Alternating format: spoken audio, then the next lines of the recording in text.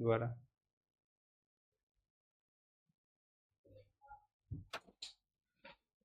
नमस्कार साथियों, मेरा नाम हर्षवर्धन ठाकुर है। और जैसा कि आपने देखा होगा कि लास्ट वीडियो में हमने जो आपको बताया था एंशिएंट हिस्ट्री फैक्ट, ठीक है। तो अभी आप देख पा रहे होंगे कि यहाँ पर भी है, एंशिएंट हिस्ट्री फैक्ट है और यूपीएससी प्रीलिम्स पीवाईक्यू, ठीक है। तो ये आपको मैं बताना चाहता हूँ यहाँ पर कि अगर आप कोई भी एग्जाम देंगे यूपीएससी से रिलेटेड, ठीक है, यूपीएससी से रिलेटेड कोई भी एग्जाम देंगे तो ये वीडियो आपके लिए कारगर होगा। आप चाहे 2026 में दे, 2027 में दे, 2028 में दे, 2000 आप लोग बने रहना। दोस्तों, अगर ये वीडियो अगर पसंद आए तो चैनल को सब्सक्राइब करना, वीडियो को लाइक करना, शेयर करना और कमेंट करना। क्या आपको समझ में नहीं आया, क्या आपको समझ में आया, जो भी चीजें हो आप कमेंट जरूर करना, ठीक है। तो चलिए शुरू करते हैं।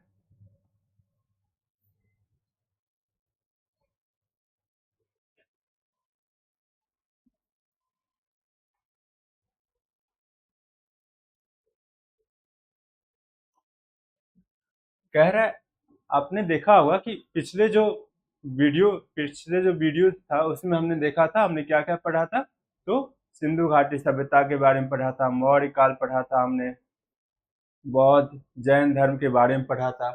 अब इस वीडियो में हम जो शुरू करने जा रहे हैं वो है मौर्योत्तर काल, यानी मौर्य के बाद का क्या हुआ, ठीक है। तो ये सब सारे फैक्ट आपको लर्न करना है। चलिए शुरू करते हैं यहाँ पर।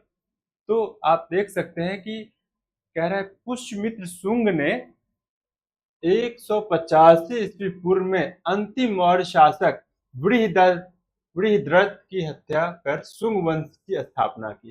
पुष्यमित्र शुंग एक क्या था, प्रधानमंत्री था, और उसने अंतिम जो मौर्य शासक था बृहदत्त, उसको क्या किया, हत्या कर दिया और खुद राजगद्दी पर बैठ गया था, ठीक है।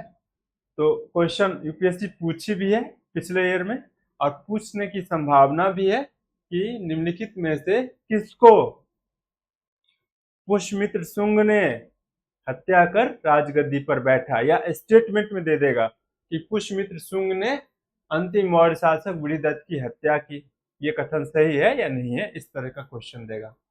नेक्स्ट है, धनदेव के अयोध्या अभिलेख से ज्ञात होता है कि पुष्यमित्र शुंग ने 2 बार अश्वमेध यज्ञ कराए, जिसे पतंजलि ने करवाया था। पतंजलि एक ऋषि थे और पतंजलि ने पुष्यमित्र शुंग, एक मतलब अब तब तो ये राजा हो जाएंगे प्रधानमंत्री के बाद, जैसे इन्होंने हत्या की है, तो राजा के रूप में पुष्यमित्र शुंग ने 2 बार अश्वमेध यज्ञ कराए। अश्वमेध यज्ञ क्या होता है, जहां पर घोड़े को क्या कर दी जाती है कि युद्ध घोड़े को छूट दे दी जाती है कि आप पूरे क्षेत्र में, पूरे एरिया में जाओ, भ्रमण करके आओ। अगर आप जा रहे हो, अगर किसी ने घोड़े को रोक लिया तो राजा उसके साथ युद्ध करता था, और अगर किसी ने रोका नहीं तो ये माना जाता था कि उन जो वहां के जो राजा हैं वो उनका जो क्षेत्र है वो इस राजा के अधीन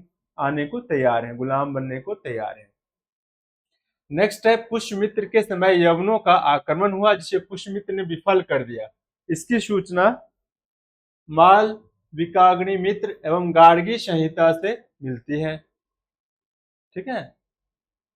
नेक्स्ट है, कालिदास के ग्रंथ मालविका निमित्र का नायक पुष्यमित्र का उत्तराधिकारी अग्निमित्र है। इसमें अग्निमित्र की अमात्य परिषद की भी चर्चा की गई है, ठीक है।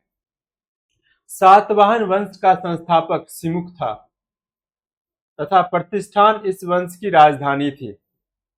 सातवाहन शासक हाल ने प्राकृत भाषा में गाथा सप्तशती नाटक पुस्तक की रचना की, जिसमें उसकी प्रेम गाथाओं का वर्णन किया गया है। नेक्स्ट, गौतमी बलसरी के नासिक अभिलेख के अनुसार गौतमी पुत्र सातकर्णी के घोड़े तीनों समुद्रों का पानी पीते थे। देखो, एक गौतमी बलसरी के नासिक अभिलेख में ये लिखा गया है कि गौतमी पुत्र था, उनका नाम था शातकर्णी, और शातकर्णी के घोड़े जो थे वो तीनों समुद्र का पानी पीते थे। तीनों समुद्र का पानी कहने का मतलब क्या है, वो तीनों समुद्र के पूरे पानी पी जाते थे? नहीं नहीं, ऐसा नहीं है। तीनों समुद्र के पानी पीते थे कहने का मतलब दो ही चीजें हो सकती है, या जहां पर तीनों समुद्र की पानी जहां पर मिलती हो, पहला पॉइंट, या दूसरा पॉइंट ये हो सकता है कि वो घोड़े बहुत ही बलवान होते होंगे, बहुत जब भी वो युद्ध में जब भी राजा जाता होगा तो वो कभी हार कर नहीं आता होगा। तो इस तरह का टर्म ऐसा है। नेक्स्ट है, यज्ञश्री शातकर्णी के सिक्के पर नाव का चित्र अंकित है।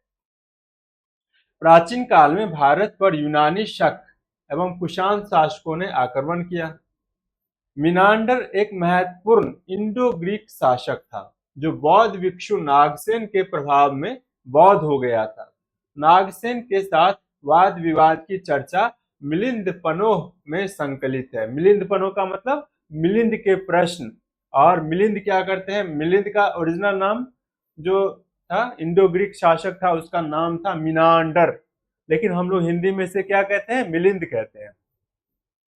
तो इन्होंने मिलिंद के प्रश्न नागार्जुन से, इन्होंने क्या किया था, नागसेन या नागार्जुन से संवाद किया था। तो उसमें यही पूछा है कि आत्मा क्या है, मरने के बाद क्या होता है, यही सब सारे क्वेश्चन जितने भी उसके डॉट्स थे उसने से पूछे। सर्वप्रथम हिंद यवन शासकों ने ही भारत में सोने के सिक्के चलाए। ठीक है, इन सिक्कों पर पहले यूनानी लिपि तथा बाद में खरोष्टी एवं ब्राह्मी लिपि का भी प्रयोग किया गया। उज्जैन के शकों में रुद्रदामन सबसे प्रसिद्ध था। इसका जूनागढ़ अभिलेख संस्कृत का पहला बड़ा अभिलेख है।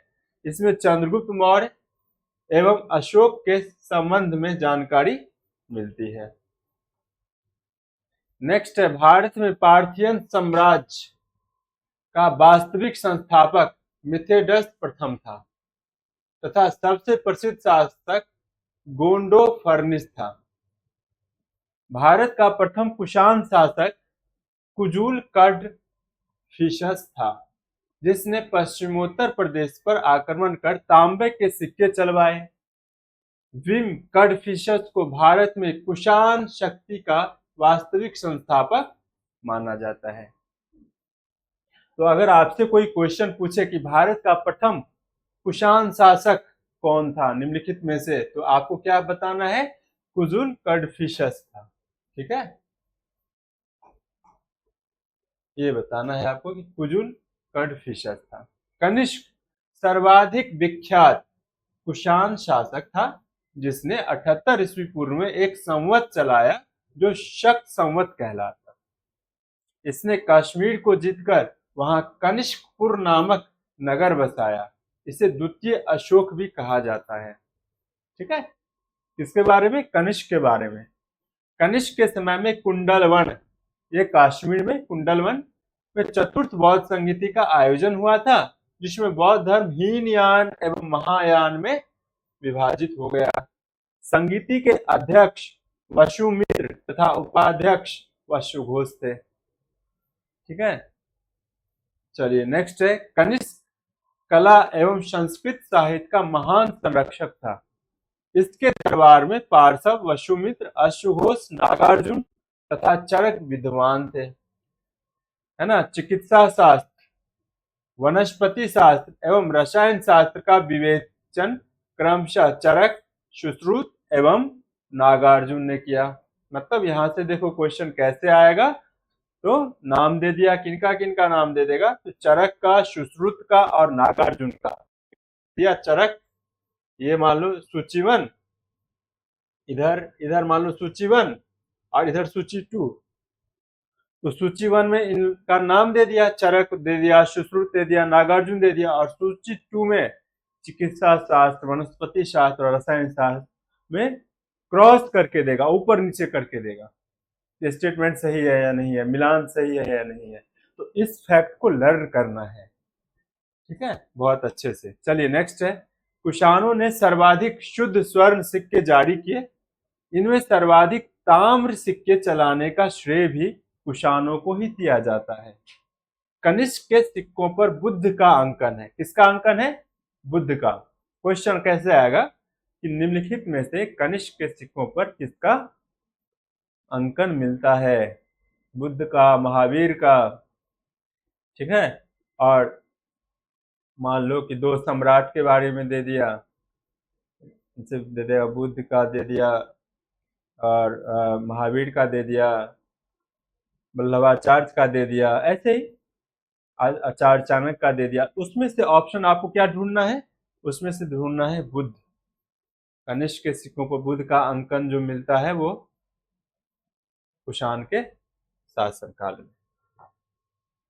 नेक्स्ट अब हम चलेंगे, देखो हमने पढ़ लिया है, अब मौर्योत्तर में आता है गुप्त काल।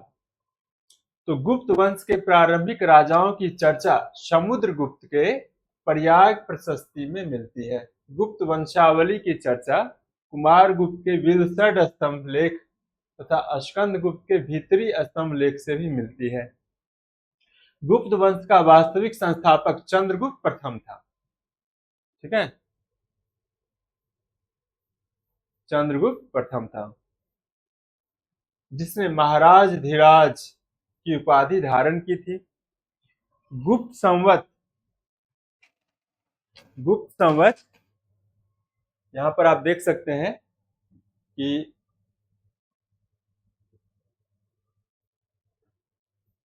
गुप्त संवत 319 ईस्वी चलाने का श्रेय चंद्रगुप्त प्रथम को ही दिया जाता है। आप इसे देख सकते हैं ऐसे। उसके बाद है समुद्रगुप्त को प्रयाग प्रशस्ति में लिच्छवी दोहित्र कहा गया। संपूर्ण गुप्त वंश में केवल समुद्रगुप्त के लिए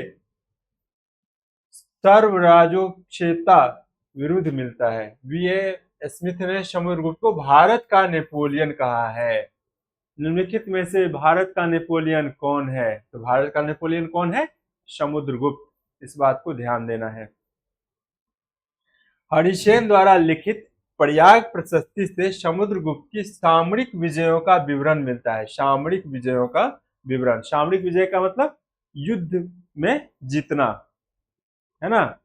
तो युद्ध में जो विजय प्राप्त हुआ है वो हरिसेन के द्वारा लिखित प्रयाग प्रशस्ति से समुद्रगुप्त के बारे में जानकारी मिलती है। प्रयाग प्रशस्ति में उल्लेखित है समुद्रगुप्त के मंत्री हरिसेन को एक ही साथ कुमारमात, संधि विग्राहक एवं महादंड नायक का पद प्राप्त था। चंद्रगुप्त द्वितीय ने शक क्षत्रप रुद्र सिंह तृतीय को, देखो शक क्षत्रप रुद्र सिंह तृतीय को हराकर गुजरात पर अधिकार कर लिया। इस उपलक्ष्य में चांदी के व्याघ्र सिक्के उत्कीर्ण कराए तथा शाकड़ी की उपाधि धारण की। चांदी के सिक्के सर्वप्रथम इसी ने चलवाए थे। अब देखो महरौली, ये दिल्ली में है। आप कभी जब कुतुब मीनार के आगे जाओगे, कुतुब मीनार के आसपास का एरिया है महरौली। महरौली में लौह स्तंभ पर चंद्र नामक शासक, किसका शासक? चंद्र नामक शासक की विजय का वर्णन है, जिसका पहचान चंद्रगुप्त द्वितीय से की गई है। चंद्रगुप्त द्वितीय के दरबार में कौन कौन थे? कालिदास, धन्वंतरी, क्षपणक, अमर सिंह, शंकु, बेताल भट्ट, घटक पर, वराह मिहिर, वर रुचि जैसे नवरत्न मौजूद थे, ठीक है। अगर किसी ने विक्रम बेताल का अगर ये सीरियल देखा होगा तो यहाँ पर उसी बेताल की बात हो रही है। और कालिदास के बारे में भी जानते ही होंगे, ठीक है। गुप्त काल में विशाखदत्त नाटककार, वराहमिहिर खगोलविद, चरक चिकित्सक, देखो कौन होता है गुप्त काल में? विशाखदत्त जो था वो क्या था? नाटककार था। वराहमिहिर कौन था? खगोलविद।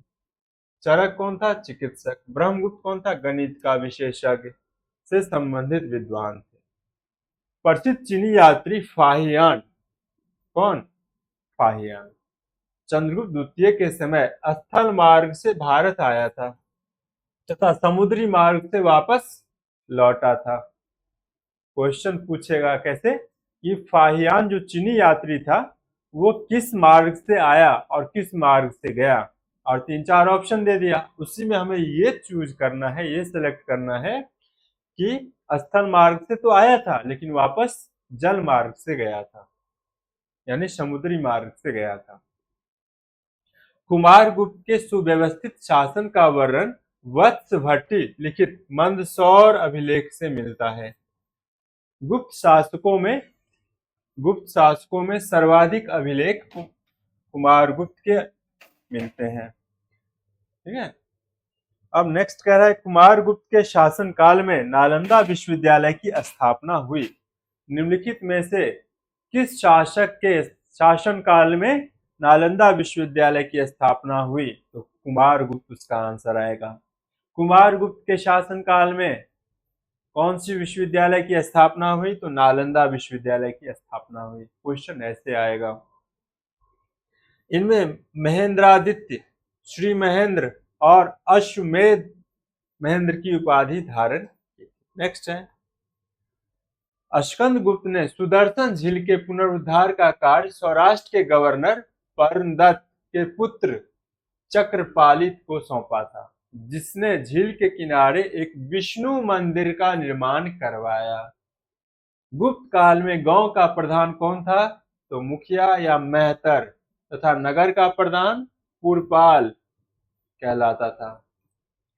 इस काल में सामान्यतः भूमि पर सम्राट का स्वामित्व माना जाता था। वो उत्पादन के 1/6 भाग का अधिकारी था। गुप्त काल में बिष्टी बलात्श्रम अथवा बेगार का एक प्रकार था। इसमें श्रम से छूट के लिए एक निश्चित राशि के रूप में देय होती थी। गुप्त काल में भूमि कर को तथा भाग कर कहा गया है। अग्रहार केवल ब्राह्मणों को प्राप्त होने वाला अनुदान था। ठीक है, अग्रहार निम्नलिखित में से किसको प्राप्त होता था? ठीक है, ब्राह्मणों को, स्त्रियों को, बच्चों को, ठीक है, या फिर समाज के पिछड़े वर्गों को। तो आंसर में क्या देंगे? ब्राह्मणों को। गुप्तकालीन आर्थिक व्यवस्था का मुख्य आधार कृषि थी। अमर कोश में 12 प्रकार की भूमि का उल्लेख मिलता है। निवर्तन, कुल्यावाप, द्रोणावाप तथा आढ़वाप भूमि माप के पैमाने थे। नेक्स्ट, वस्त्र उद्योग इस काल का सर्वप्रमुख उद्योग था। कौन से काल का? गुप्त काल का। महरौली का लौह स्तंभ, यानी महरौली यानी दिल्ली में, गुप्तकालीन धातु निर्माण का सर्वोत्कृष्ट उदाहरण माना जाता है। इस गुप्त राजवंश के नगर घंटसाला, कदुरा, चोल एवं ताम्रलिप्ति विदेशी व्यापार करने वाले बंदर का। ठीक है, भानुगुप्त के एरन अभिलेख से ये कब लिखा गया है? 510 ईस्वी से सती प्रथा के प्रचलन का प्रमाण मिलता है, जिसमें सेनापति